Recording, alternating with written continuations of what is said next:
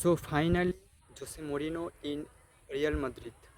তো Real day মাদ্রিদের নতুন কোচ এখন জোসে মরিনো।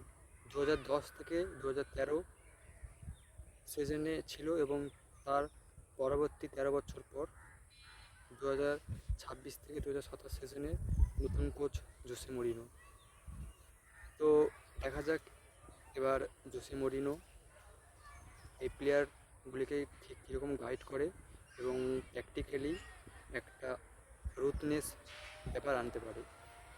তো এটা খুবই একটি বড় ব্যাপার রিয়াল মাদ্রিদের কাছে, কারণ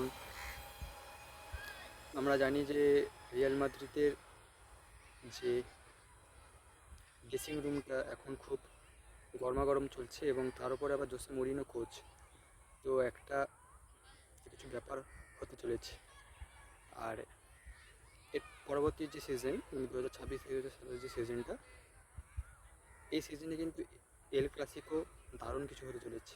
এখনও সামার ট্রান্সফার ওপেন হয়নি, তো কোনো রকম ট্রান্সফার এর আগে যেহেতু দুটো কোচের উপর ভরসা করে, এদিকে বার্সেলোনার হান্সি ফ্লিক আর ওদিকে জোসে মরিনো, তো এবার এল ক্লাসিকোটা দারুণ হবে। দেখা যাক জোসে মরিনো ঠিক কীভাবে প্লেয়ারগুলির ইগোকে কনফ্লিক্ট করে, এবং